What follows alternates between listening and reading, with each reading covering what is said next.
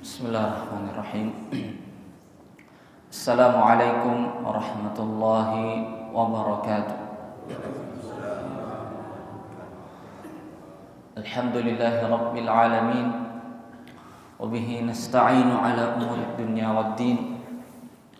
Assalatu wassalamu ala rasulihil amin.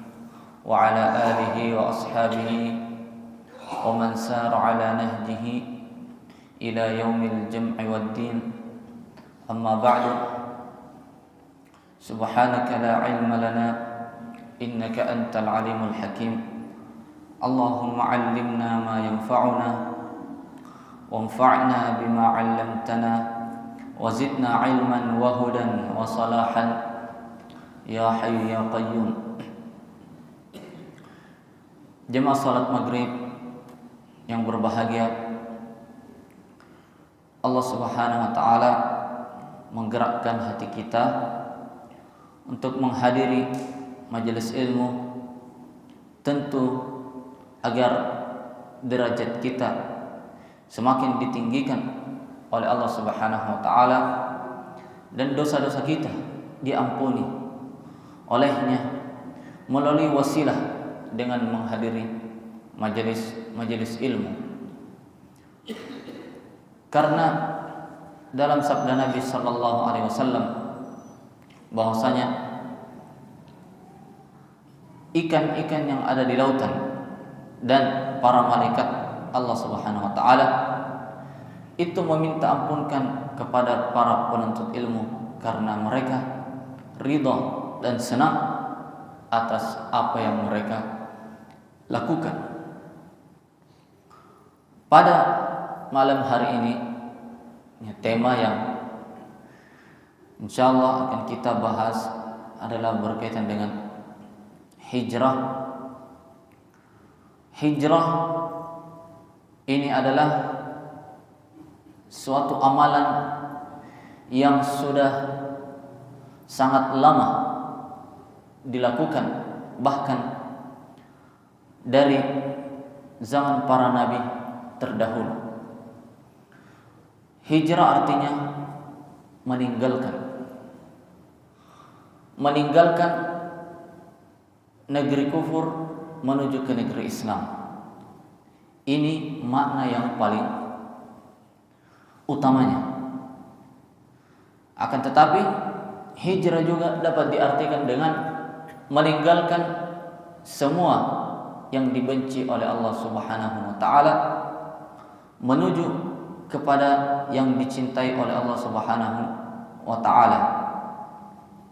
Rasulullah sallallahu alaihi wasallam bersabda, "Faman kanat hijratuhu ila Allah wa rasulih, fa hijratuhu ila Allah wa rasulih." Barang siapa yang hijrahnya ingin menuju kepada Allah dan Rasulnya, maka dia akan sampai kepada Allah dan Rasulnya.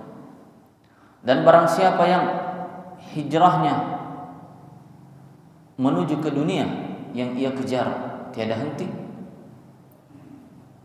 aw imraati yankihuha, atau dia berhijrah demi seorang gadis yang hendak ia jadikan pasangan hidupnya, fa hijratuhu ila ma hajara ilaihi, maka dia akan sampai kepada apa yang dia niatkan itu. Hijrahnya menuju kepada apa yang dia niatkan itu. Suatu ketika Rasulullah sallallahu alaihi wasallam menyuruh para sahabatnya untuk berhijrah meninggalkan Mekah menuju ke kota Madinah, karena sudah 13 tahun Rasulullah berupaya keras di kota Mekah untuk mendakwahi penduduk di sana, tapi ternyata mereka justru malah semakin menjadi-jadi menentang Rasulullah sallallahu alaihi wasallam. Bahkan sudah sepakat untuk membunuh Rasulullah sallallahu alaihi wasallam. Rasulullah sallallahu alaihi wasallam tidaklah meninggalkan Mekah ketika awal Islam diturunkan oleh Allah Subhanahu wa taala, ketika awal beliau diutus menjadi nabi. Tapi beliau sudah berusaha untuk berdakwah semaksimal mungkin, berkorban segala yang beliau miliki, dimusuhi, diboikot selama 3 tahun dicaci maki, sambil sholat depan Ka'bah dilempari usus unta dan macam-macam celaan yang luar biasa. Tetapi ketika semua itu sudah benar-benar menjadi-jadi dan dakwah membutuhkan lahan yang lain yang lebih cocok, maka beliau pun berhijrah menuju ke kota Madinah. Akan tetapi sebelum Rasulullah SAW berhijrah ke kota Madinah, beliau sudah mengutus seorang dai perintis untuk membuka lahan dakwah di kota Madinah. Beliau sudah mengutus Mus'ab bin Umair, dan juga jauh-jauh sebelum itu penduduk kota Madinah sudah ada yang masuk Islam. Ya, ketika peristiwa Bai'at Aqabah, ya, ada beberapa penduduk kota Madinah yang sembunyi-sembunyi menyatakan keislaman dan kesetiaan kepada Rasulullah sallallahu alaihi wasallam. Jadi untuk kita berhijrah ke tempat yang kita rasa itu lebih baik, maka sebaiknya tempat yang kita akan tuju itu hendaknya disiapkan terlebih dahulu apakah memang layak untuk kita berhijrah ke sana. Karena jangan sampai ternyata tempat yang diharapkan menjadi tempat perubahan malah justru menjadi lebih buruk dari tempat yang awal. Jadi hijrah yang pertama meninggalkan negeri kufur kepada negeri Islam. Ini hukumnya wajib jika seorang muslim yang berada di negeri kufur itu tidak mampu menjalankan agama Islamnya, kecuali kalau dia berpindah. Misalnya dia berada di sebuah negara yang benar-benar dia dipersempit untuk menjalankan agama Islam. Tidak boleh sholat, tidak boleh puasa, tidak boleh apa saja. Bahkan sekedar sholat sembunyi-sembunyi dalam rumah juga kalau ketahuan bisa berbahaya. Maka dia wajib untuk berhijrah selama dia mampu. Selama dia mampu. Akan tetapi kalau ada orang dia menetap di sebuah negeri kufur, tetapi dia di situ justru berdakwah dan banyak menebarkan benih-benih hidayah pada masyarakat, maka ya lebih baik dia tinggal di situ untuk berdakwah.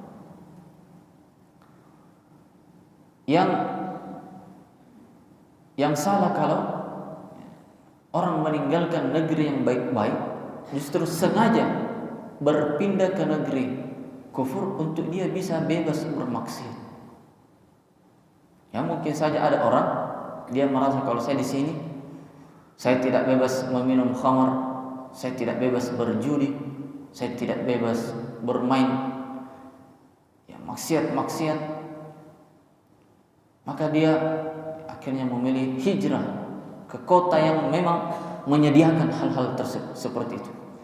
Maka orang seperti ini ya dia telah bermaksiat selama dalam perjalanannya menuju ke tempat yang dia tuju itu. Berhijrah ini jangan berbahagia. Memang ada pahitnya ketika seseorang harus meninggalkan negeri yang sangat ia cintai, tanah air yang sangat ia rindukan, sanak kerabat yang senantiasa ia ingin temui. Ya, sangat berat meninggalkan negeri kita sendiri. Ya, sedangkan rumah kita yang kita bangun dengan hasil jerih payah kita disuruh keluar dari situ, diusir paksa dari situ. Ya, itu sangat-sangat berat. Akan tetapi kalau ternyata itu mencakup kebaikan agama kita, maka yakinlah pasti Allah Subhanahu wa taala akan memberikan balasan di balik itu, di dunia atau di akhirat. Lihatlah para sahabat Nabi sallallahu alaihi wasallam. Banyak di antara mereka yang dengan berhijrah, yang meninggalkan kota Mekkah menuju ke tempat yang lain, mereka bebas menyembah Allah di sana. Akhirnya, yang ketika mereka berhijrah dalam keadaan nol, tidak membawa apapun kecuali sehelai pakaian yang mereka kenakan, tapi ternyata setelah itu Allah Subhanahu wa taala membukakan baginya dunia yang begitu banyak melalui jihad, melalui ghanimah-ghanimah, harta rampasan perang. Akhirnya Allah membukakan bagi mereka pintu-pintu dunia, yang mana itu hanya permulaan untuk pintu-pintu kenikmatan di akhirat yang Allah siapkan untuk mereka. Ada di antara para sahabat yang berhijrah sendiri-sendiri. Ada yang sembunyi-sembunyi, ada yang terang-terangan, dan ada bahkan yang masih anak-anak ketika berhijrah. Abu Bakar As-Siddiq berhijrah bersama Rasulullah sallallahu alaihi wasallam, menemani beliau mulai dari keluar dari pintu rumah, meninggalkan kota Mekkah menuju ke Gua Thur. Di sana bermalam selama 3 hari dan nyaris ditemukan oleh pasukan Quraisy.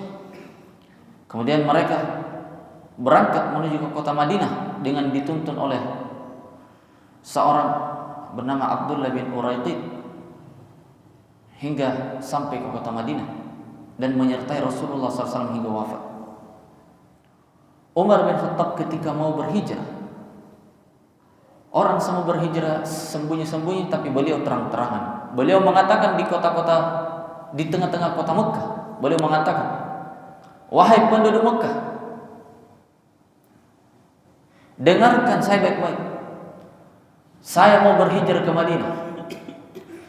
Siapa mau istrinya menjanda, anaknya yatim, kutunggu ke di belakangnya gunung. Akan menjo. Ya saking beraninya Umar.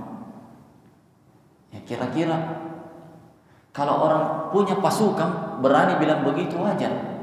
Ini satu orang, kalau dipikir diborongi sebenarnya kalah tonji. Tapi ternyata beliau sangat berani.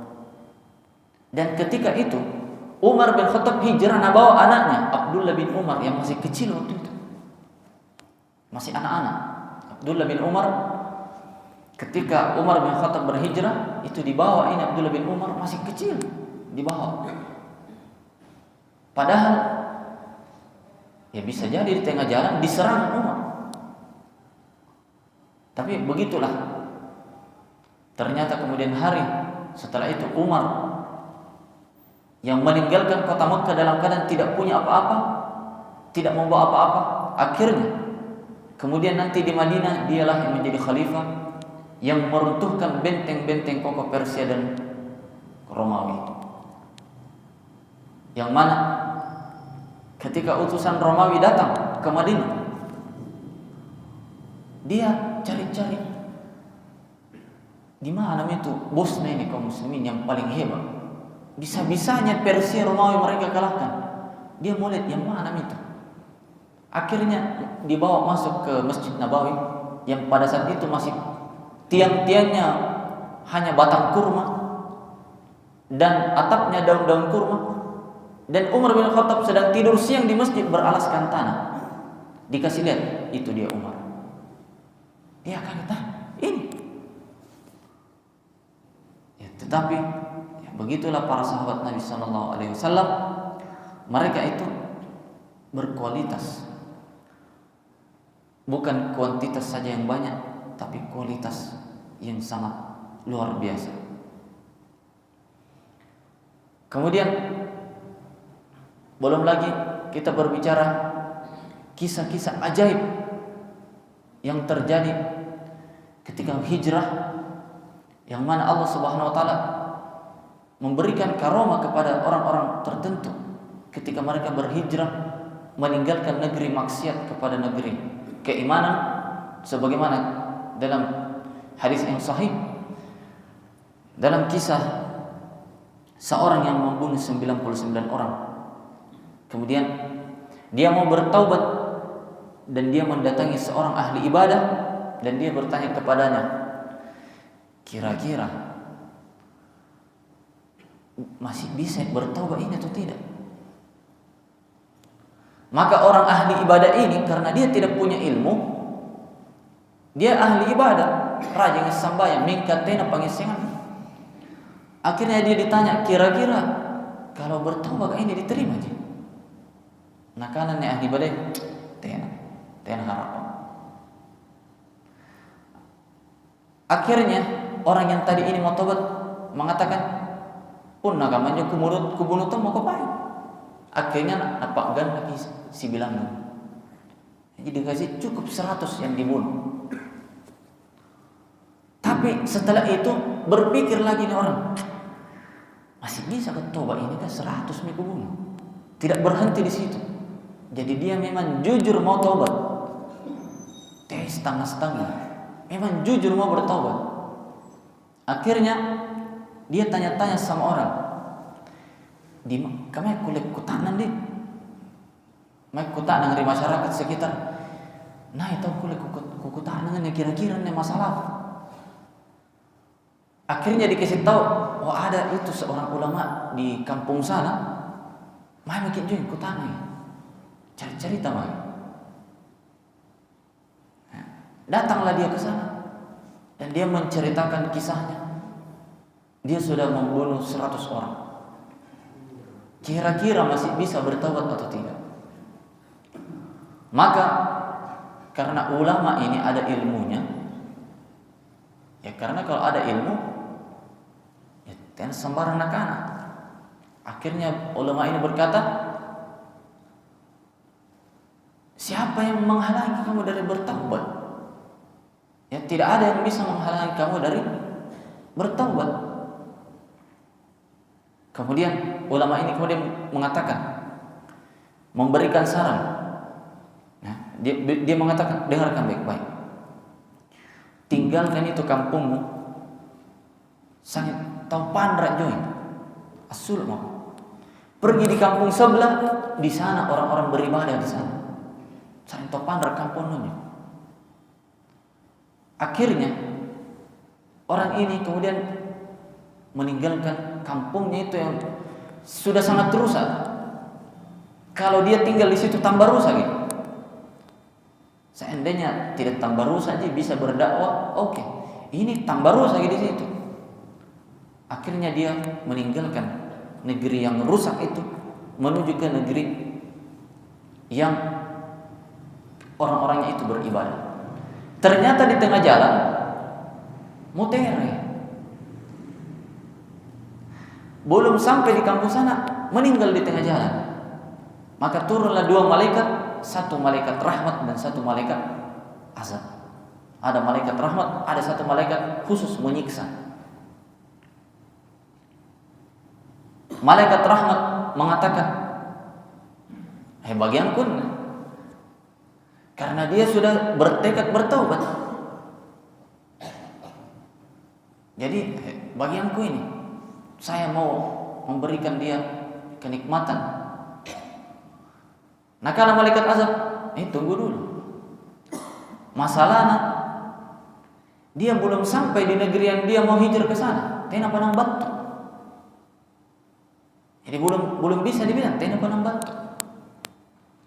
Akhirnya kemudian jalan tengahnya disuruh ukur antara jarak dia ke kampung yang pertama yang penuh dengan kerusakan dan maksiat dengan jarak dia ke kampung yang dia hendak tuju untuk berhijrah. Diukur yang mana paling dekat, nah berarti itu bagiannya. Kalau ternyata dia masih lebih dekat ke kampung maksiatnya tadi, maka dia diambil oleh malaikat azab. Kalau ternyata lebih dekat ke kampung yang dia ingin beribadah ke sana, maka dia diambil oleh malaikat rahmat. Akhirnya ketika mau diukur, Allah Subhanahu wa taala memberikan karamah dengan cara memerintahkan kampung pertama itu disuruh menjauh, dan memerintahkan kampung kedua disuruh mendekat. Dan Allah Maha Kuasa melakukan itu. Negeri kaum Nabi Lut saja, satu kota, itu Allah Maha Kuasa menyuruh malaikat Jibril mengangkat negeri kaum Nabi Lut, pakai sayapnya malaikat Jibril diangkat sampai langit ketujuh, kemudian nipat tutup. Apalagi kalau cuma menggeser kampung, itu bukan sesuatu yang mustahil. Meskipun mungkin secara manusiawi, kalau manusia mau lakukan itu ya mustahil kalau manusia mau geser kampung. Allah memberikan dia karamah seperti itu, ya, digeser. Ini mengapa Allah memberikan dia karamah itu? Karena dia memang jujur mau berhijrah, mau bertaubat. Jujur memang semata-mata ingin bertaubat. Buktinya dia tidak menyerah, bertanya-tanya ke sana kemari. Bagaimana ini? Bagaimana? Dia tidak menyerah bertanya. Berarti dia memang jujur dan serius ingin bertaubat. Jadi orang-orang yang berhijrah itu akan banyak kemuliaan-kemuliaan yang Allah Subhanahu wa taala berikan kepada mereka. Akan tetapi ketika seseorang berhijrah, hendaknya dia selalu berdoa kepada Allah Subhanahu wa taala agar mengistiqomahkan dia di atas jalan hijrahnya hingga akhir hayatnya. Karena tidak sedikit terjadi orang berhijrah tapi kembali lagi dia lakukan masa jahiliyahnya. Ya, ada mantan penyanyi, dia sudah berhijrah, ternyata cuma sebentar mau tarik mesin menjadi penyanyi-penyanyi. Nah, ada yang sudah pakai jilbab dan sudah bagus, lama-lama nalap pasat mesin bangun. Bahkan saya punya ya, keluarga dan tetangga, ya, tapi bukan di sini. Itu dahulu jilbab besar. Ya kaman-kaman nih. Tena mau bongo. Nampak salora apa ini? Ratena kalantua. Jadi kita harus ya berdoa untuk diistiqomahkan oleh Allah Subhanahu wa taala untuk berhijrah. Makanya Rasulullah SAW doanya yang paling sering beliau ulang, ya, di antara doa yang paling sering beliau ulang itu adalah Ya muqallibal qulub tsabbit qulubana ala dinik. Wahai yang membolak-balikkan ya, jantung. Ya, qulub itu jantung. Tapi biasa kita sebut hati. Tetapkanlah hati-hati kami di atas agamamu. Tetapkanlah di atas agamamu. Dan juga Rasulullah bersabda, Inna quluba bani Adam baina isba'aini min asabi'ir rahman yuqallibuha kaifa yasha. Sesungguhnya ya hati-hati umat manusia itu berada di antara jari Allah Subhanahu wa taala. Allah membolak-balikkan sesuai kehendaknya. Makanya tugas kita adalah berdoa dan menjaga keistiqomahan kita. Bagaimana tips seseorang istiqomah untuk berhijrah? Ya pertama, niatnya dari awal itu harus tulus karena Allah Subhanahu wa taala.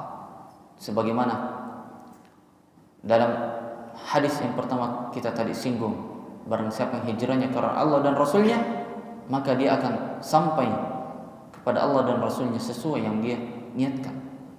Jadi itu pertama, niatnya memang benar karena Allah Subhanahu wa ta'ala. Karena kalau orang bukan karena itu niatnya, maka ketika tujuannya sudah tercapai, tujuan dia sudah tercapai atau ternyata tujuannya tidak tercapai, maka dia akan kembali kepada maksiat yang selama ini dia lakukan.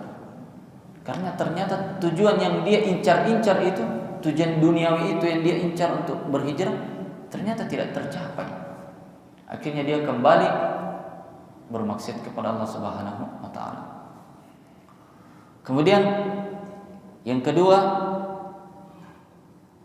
ketika seseorang ingin istiqomah berhijrah, maka hendaknya dia bersama dengan orang-orang yang soleh juga. Sebagaimana kisah orang yang tadi kita sebutkan yang sudah membunuh 100 orang, dia meninggalkan kampungnya yang penuh dengan orang-orang rusak. Bisa jadi selama ini dia bergaul dengan para pembunuh dan para pembegal misalnya, sehingga dia juga menjadi seorang pembunuh. Nah, tinggalkan itu teman-teman seperti itu. Nanti lagi datangi mereka ketika kita merasa keimanan kita sudah kuat, ilmu kita sudah mantap, datangi teman-teman yang dulu sama-sama bermaksiat, dakwai mereka. Seperti itu. Kemudian tips yang ketiga juga adalah banyak-banyak berdoa agar diberikan keistiqomahan dan petunjuk oleh Allah Subhanahu wa ta'ala. Jadi 3 hal ini yang paling utama hendaknya kita upayakan ketika kita ingin hijrah kita itu dapat kokoh dan istiqomah dan tidak mudah digoyahkan oleh godaan dunia. Jamaah yang berbahagia, sekarang ini kita yang memasuki bulan Muharram, dan ini termasuk di antara bulan-bulan haram yang 4, yaitu Zulqa'dah, Zulhijjah, Muharram dan Rajab. Itu adalah 4 bulan yang haram. Maksudnya apa? Karena dahulu 4 bulan yang haram ini tidak boleh orang berperang di dalamnya.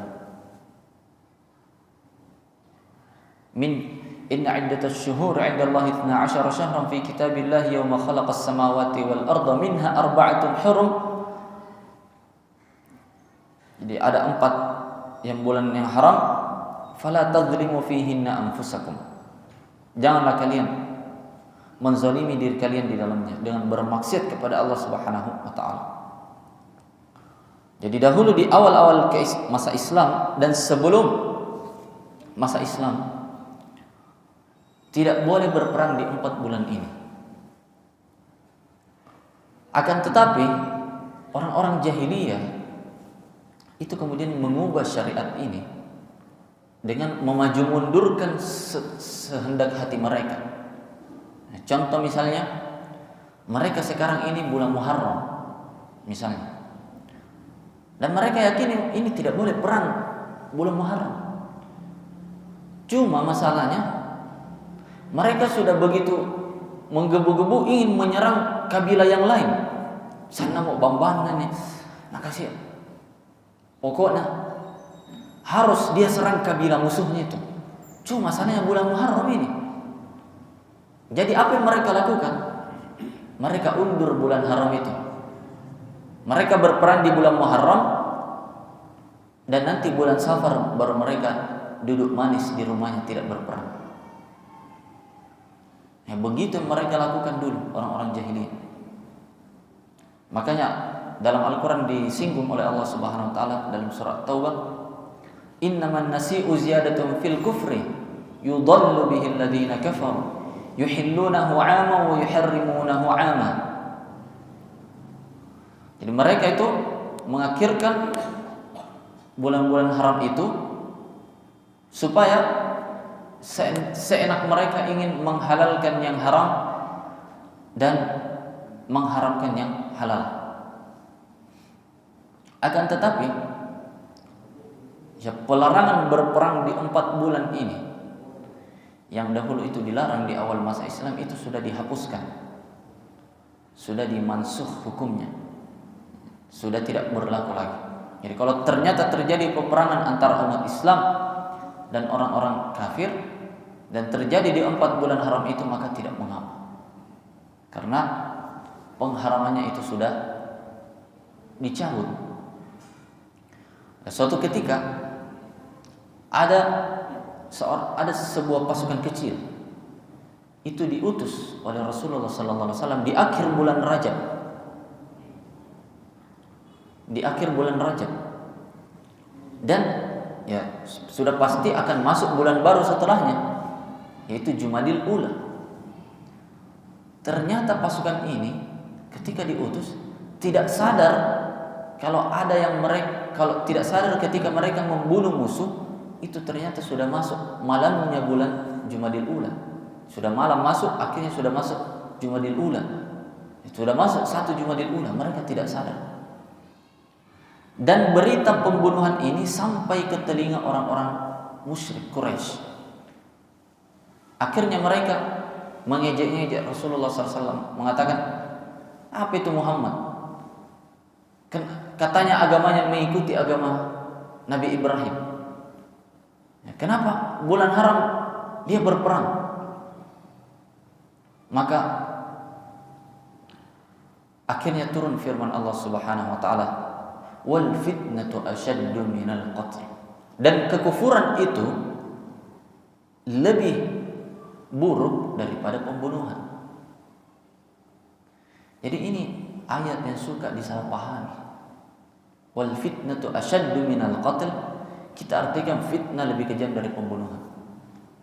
Padahal fitnah dalam ayat itu bukan fitnah bahasa Indonesia.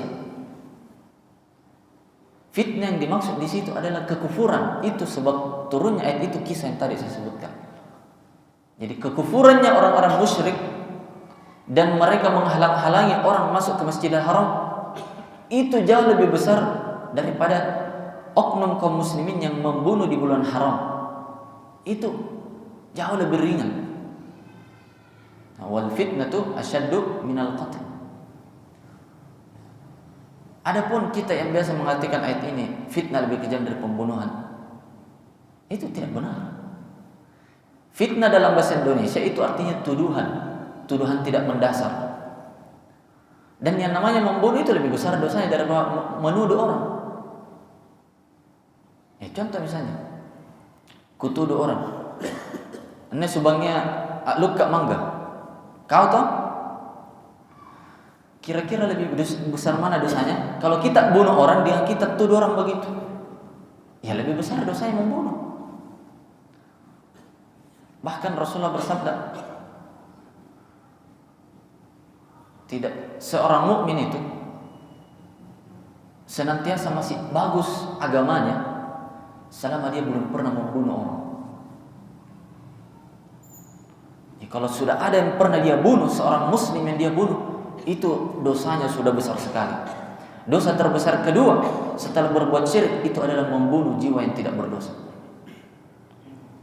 Jadi ini di antara ayat yang perlu kita luruskan ya pemahamannya. Jadi jangan lagi ada yang mengatakan fitnah lebih kejam dari pembunuhan. Itu tidak benar, karena salah mengartikan ayat yang bahasa Arab dipakai ke bahasa Indonesia. Ya, bahasa Arab fitnah di situ kekufuran, bukan fitnah bahasa Indonesia yang artinya tuduhan. Ya. Oh sudah tanya jawab mungkin dik. Nasa ada masih gitu. Ya. Ya, jadi kurang lebih ini yang bisa kita bahas ya, berkaitan dengan hijrah, kemudian masalah bulan Muharram, kemudian terakhir ya, berpuasa Asyura 10 Muharram. Itu jangan lupa kita berpuasa sunnah 10 Muharram.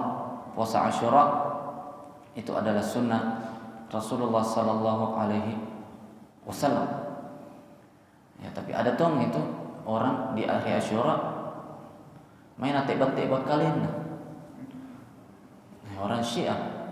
Nah, di hari Asyura kasih berdarah-berdarah punggungnya begitu. karena mengenang kematian Husain. Ya, padahal mana pun nuti bakal nuti anak tala sapoi. Ya, Husain bin Ali bin Abi Thalib yang tewas terbunuh. Ya, tidak ada itu ajaran ketika kita meratapi orang meninggal dengan membuat berdarah-darah badan kita. Seandainya Husain itu diratapi kematiannya dengan cara membuat punggung mereka berdarah-darah, harusnya kematian Rasulullah itu lebih pantas mereka tangisi. Ya, tapi begitulah orang-orang Syiah. Ya, ajarannya itu bukan dari langit. Ya, ajaran mereka berasal dari kedustaan dan dalil-dalil yang tidak benar adanya, sehingga mereka tersesat dari jalan yang Allah Subhanahu wa taala dan Rasulullah sallallahu alaihi wasallam telah gariskan. Mungkin ini yang bisa kita bahas. Mungkin kalau ada yang kurang dipahami bisa ditanyakan.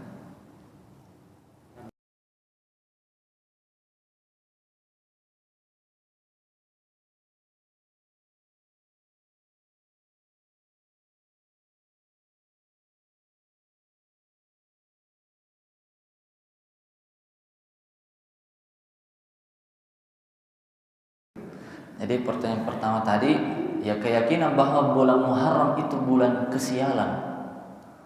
Jadi tidak boleh itu kita meyakini hal-hal yang tidak ada dasarnya bahwa hal itu sumber kesialan.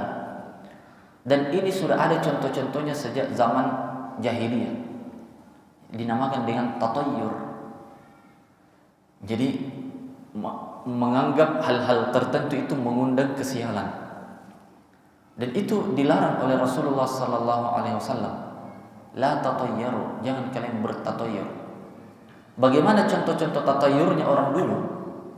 Jadi dahulu orang-orang musyrik itu kalau mau keluar rumah atau mau mengadakan perjalanan, mereka melepaskan seekor burung. Kalau lari ke kanan burungnya, mereka jalan keluar. Kalau ternyata burungnya lari ke kiri, kau dikutangan ya Allah. Kena jaris sulu. Jadi menganggap hal-hal tertentu sumber kesialan. Atau contoh misalnya ada orang keluar rumah, ternyata di jalan ada nali orang kecelakaan. Langsung dia bilang, kayaknya aneh nih, tanda-tanda. Itu juga anggapan-anggapan yang tidak ada dasarnya, yang tidak boleh kita meyakini hal-hal tersebut, karena hal itu adalah kedustaan. Kedustaan, tidak boleh meyakini hal-hal yang tidak ada dasarnya itu sebagai sumber kesialan. Bahkan Rasulullah bersabda, wa yu'jibuni al-fa'lu. Saya itu senang dengan orang yang optimis. Kemudian Rasulullah bersabda, para sahabat bertanya, ya Rasulullah, wa mal fa'lu? Wahai Rasulullah, apa itu maksudnya optimisme? Rasulullah bersabda, al-kalimatul hasanah. Ya, ucapan yang bagus. Jadi kalau kita meyakini bulan Muharram itu biasa tahu kamu, harusnya itu dibalik ya.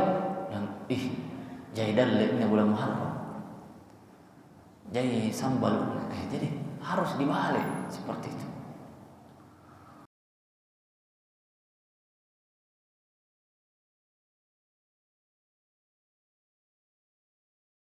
Jadi kalau kita mengatakan saya hijrah ke tempat sana, pindah kerja, itu kalau maksudnya hanya hijrah secara bahasa, yaitu ya tidak salah jikalau hijrah secara bahasa Arab, karena secara bahasa Arab hajara itu memang artinya berpindah secara bahasa saja. Dan ya sering kita baca dalam ungkapan-ungkapan Arab itu mereka berhijrah dari Indonesia ke Mekah, ya itu hijrah secara bahasa. Ya, tapi kalau istilah hijrah secara istilah syar'i itu meninggalkan negeri kufur ke negeri Islam atau meninggalkan semua maksiat kepada ketaatan. Ya, itu secara syariat. Jadi memang sering itu dalam definisi ada namanya definisi dari segi bahasa dan ada definisi dari segi istilah. Contoh Salat kalau dari segi bahasa Arab artinya berdoa. Tapi dari segi istilah ya bukan cuma berdoa saja. Masa ada orang sama yang berdoa saja? Ya, itu secara bahasa berdoa, tapi secara istilah ya perkataan dan perbuatan yang dimulai dengan takbir dan diakhiri dengan salam bersama dengan niat. Itu secara istilah. Dan sering begitu. Zakat secara bahasa artinya tumbuh. Secara istilah yang mengeluarkan harta-harta tertentu dengan jumlah tertentu diberikan kepada orang-orang tertentu. Meskipun sering dalam definisi itu ada kaitan antara definisi secara bahasa dan secara istilah. Contoh tadi definisi hijrah secara bahasa berpindah atau meninggalkan suatu tempat. Definisi secara istilah meninggalkan tempat kufur kepada negeri Islam. Itu ada kaitannya dari segi bahasa, dari segi istilah. Begitu juga dengan zakat yang secara bahasa artinya tumbuh, secara istilah mengeluarkan harta tertentu. Apa kaitannya?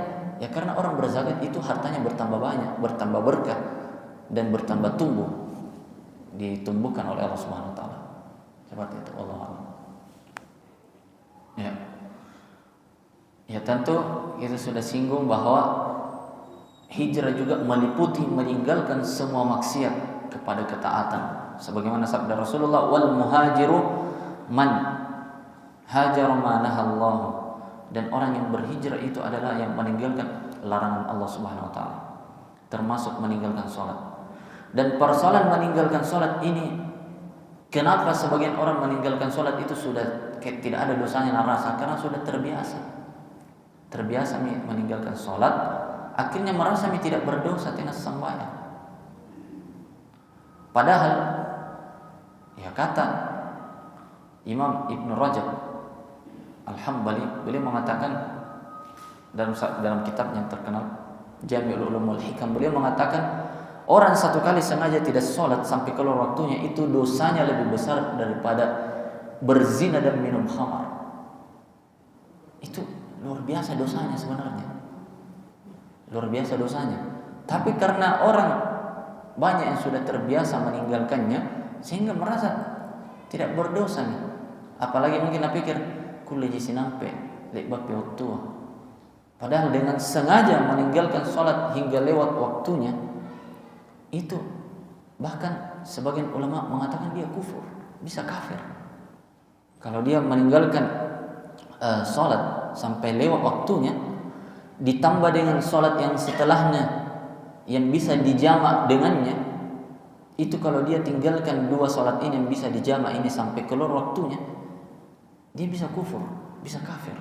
Dan ini salah satu pendapat Imam Ahmad bin Hanbal rahimahullah ta'ala. Misalnya ada orang tidak sembahyang duhur dengan sengaja, lewat waktu duhur masuk waktu asar, tidak sembahyang lagi sampai habis waktu asar dan masuk waktu maghrib.